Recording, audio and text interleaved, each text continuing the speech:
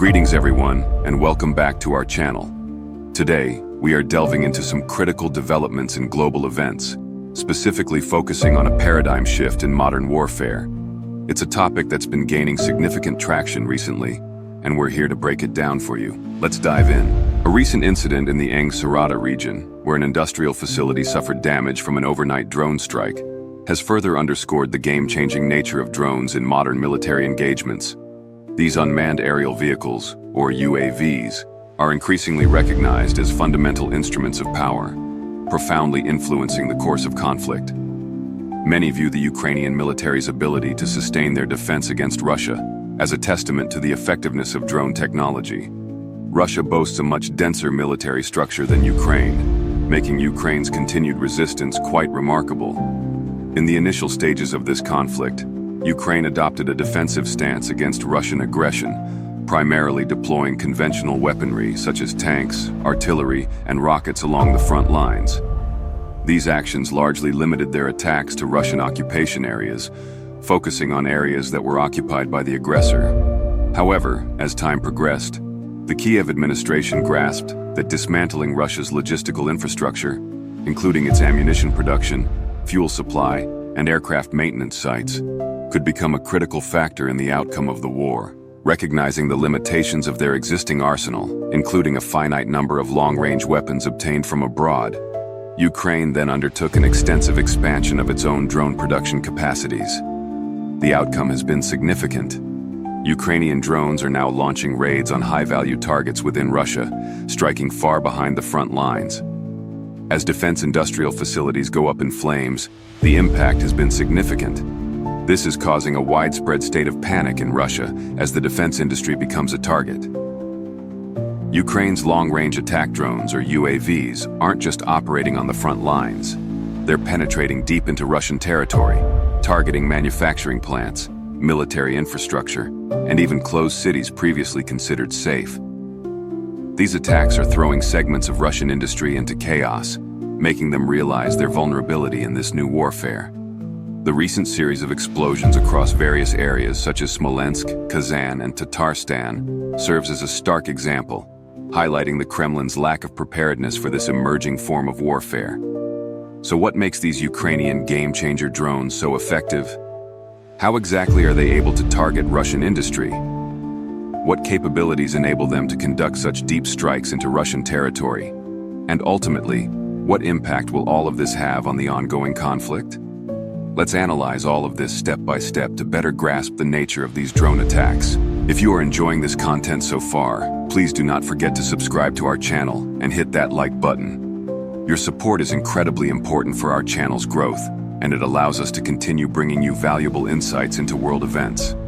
Also, let us know where you are watching from in the comments section. Remember to stay with us until the end of this video, as we will be drawing some conclusions on this topic in the latter part of the video, so you should definitely stay tuned. Moving on, we can observe an escalation in the ongoing conflict.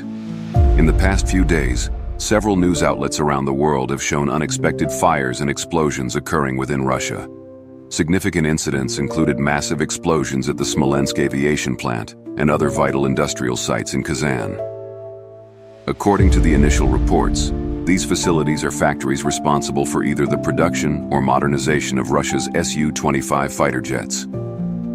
Ukrainian sources have attributed these attacks to domestically produced long-range Kamikaze drones. These drones, such as the CHF model, have been credited for these attacks.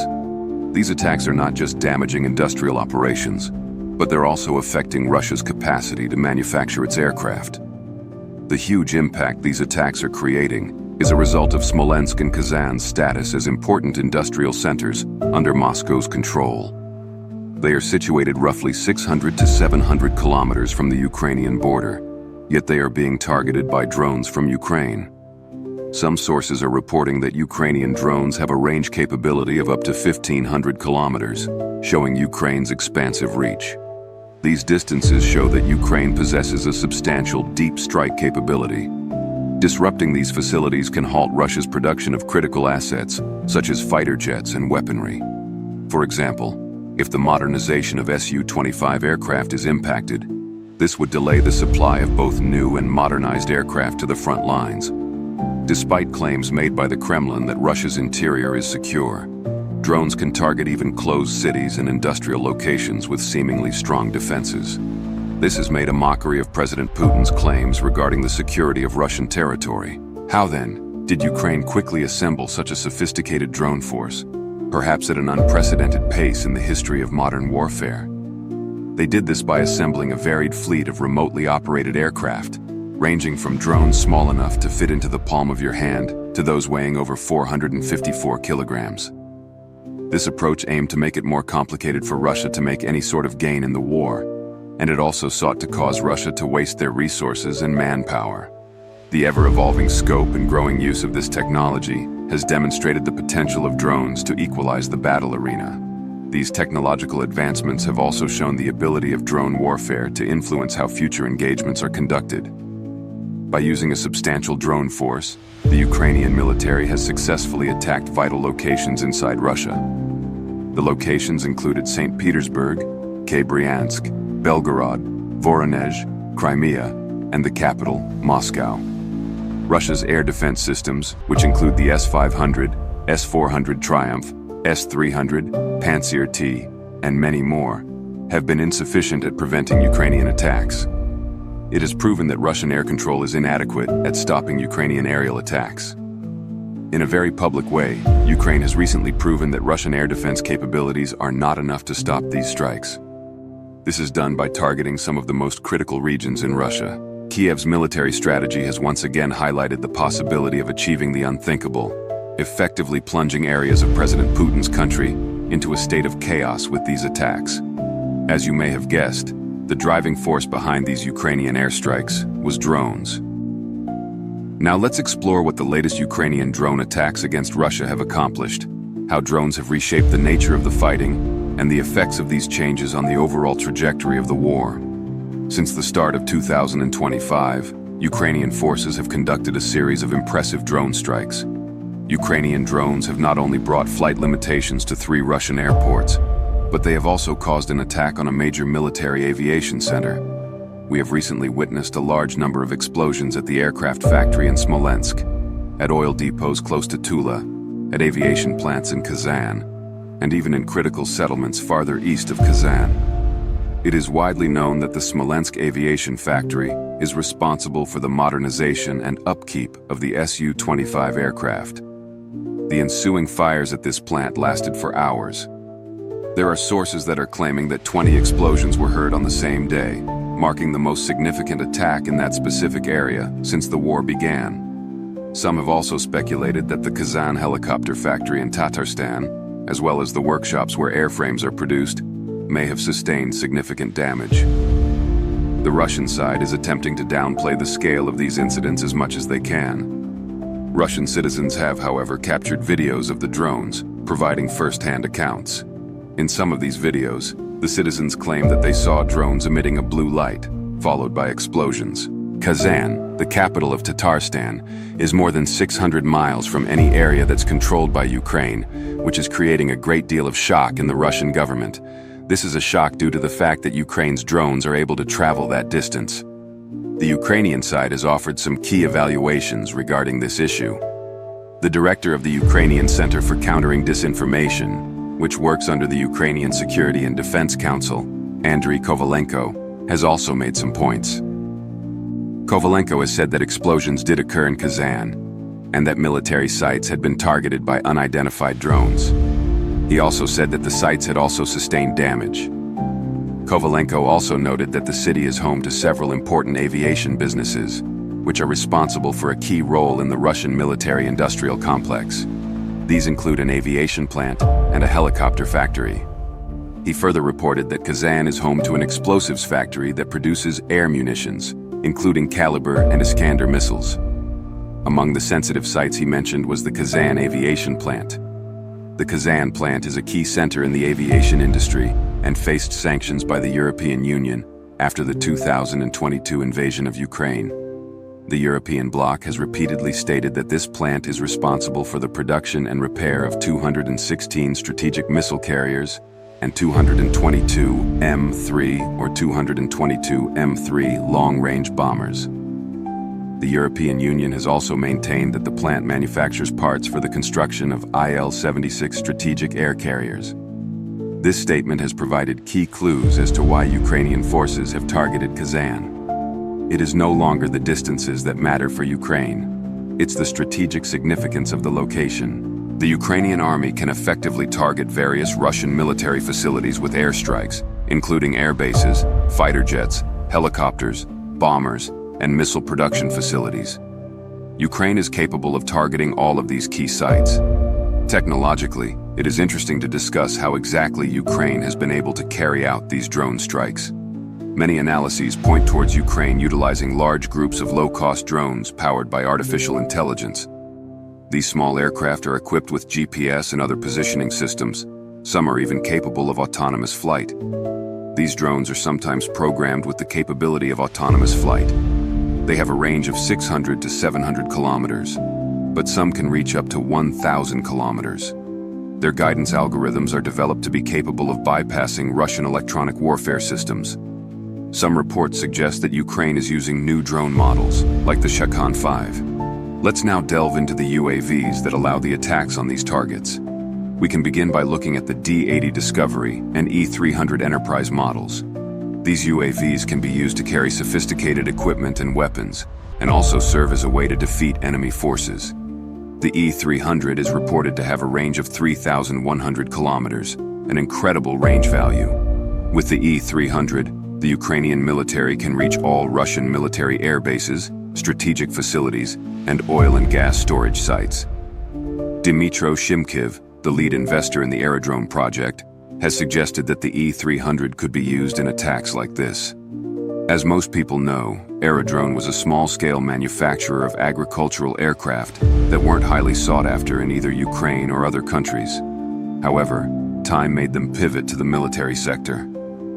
The company now produces the D-80 Discovery and E-300 Enterprise drones. The main feature of these drones is their large payload capacity, allowing them to carry substantial cargo and sophisticated equipment, including weapons.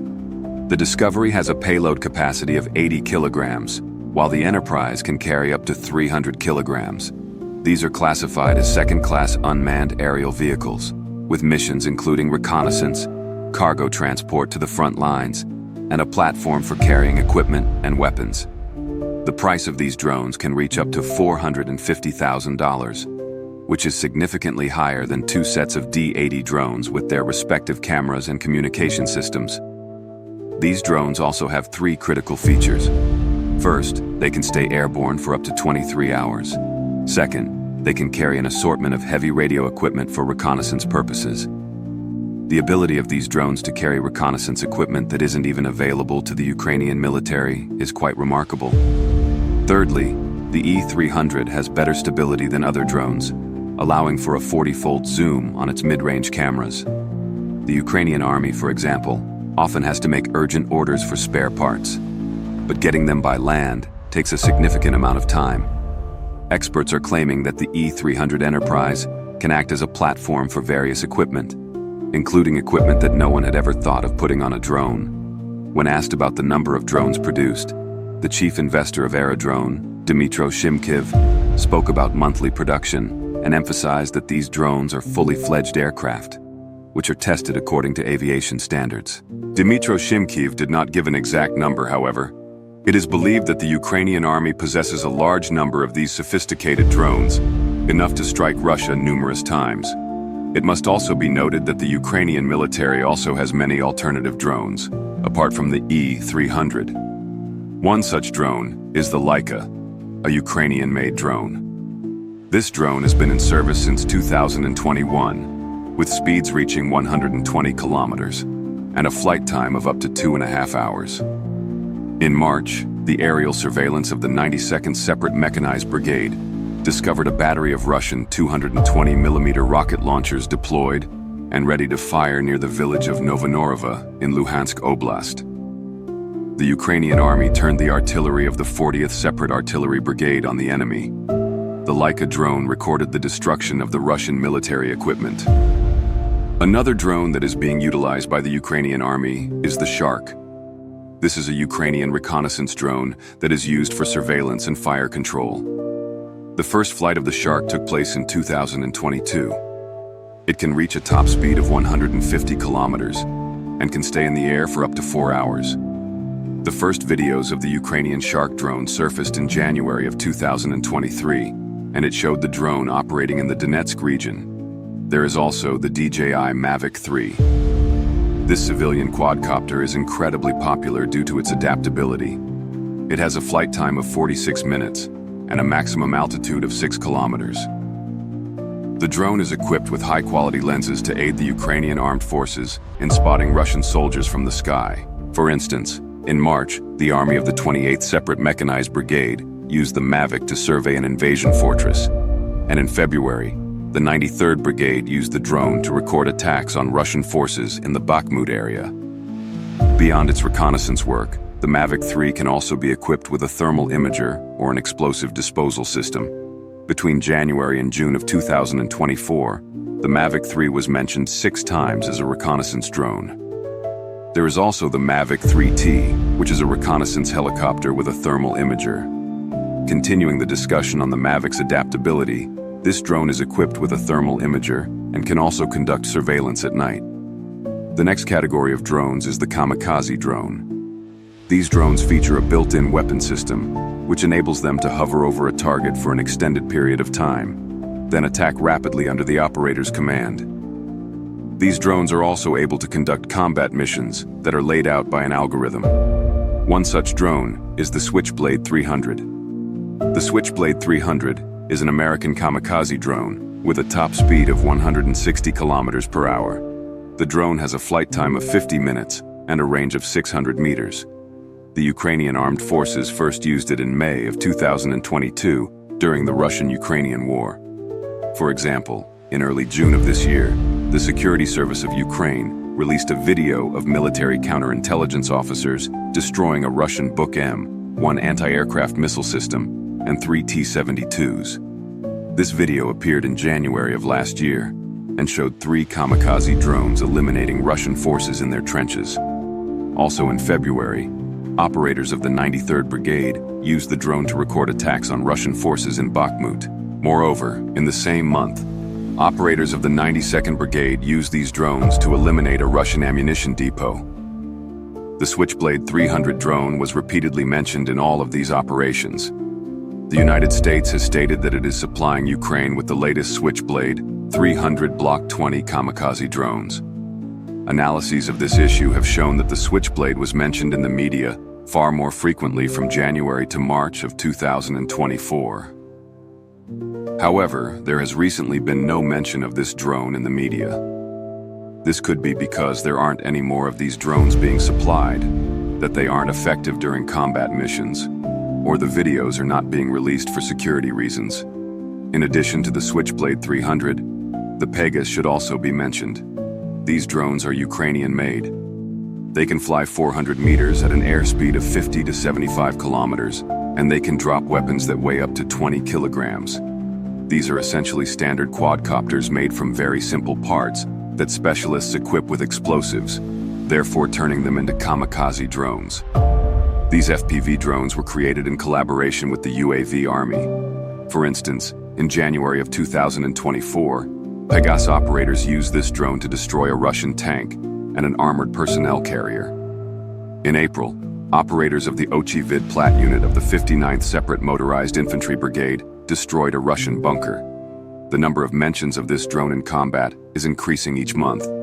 In January, Pegasus was only mentioned 2 times, whereas it was mentioned 37 times in April. In June, it was mentioned 33 times. This has shown the drone to have become incredibly popular. The volunteer headquarters team UKRA organized a fundraiser, likely for Pegasus drones, and raised $77,000 for 100 Pegasus drones in May. In Spruha, it was mentioned that $480,000 had been raised. It is not clear how many drones were purchased after these donations. The Ukrainian wing keeps this data a secret. On the other hand, another drone that should be noted is an incredible one called the FPV Goa. They were named after the supporters of Ukrainian blogger Serhiy Stenko, who raised money for these drones. Remarkably, Goa is another name for the Pegasus drone. According to media mentions, The most frequent mentions of this kamikaze drone were in January and April of 2024. In May and June, there was nothing in the media about these drones. The most talked about media reference to this drone was in February. In February, a video of Goa, also known as Bova, blowing up a Russian soldier with a club appeared, with the soldier attempting to hack the drone. In the same month, a Goa drone attacked a Russian all-terrain vehicle, killing a number of Russian soldiers. This attack was done by the K2 Battalion of the 54th Separate Mechanized Brigade. Also in February, a video revealed a Ukrainian Fox Kamikaze drone. This drone was seen in the video, shooting down a Russian Grenadier air defense system in Shebekino, in the Belgorod region of Russia. There is no information that there will be any charge for the Fox drone. There is also not a lot of data on the Falcon Avenger drone, but this drone is also crucial for Ukraine.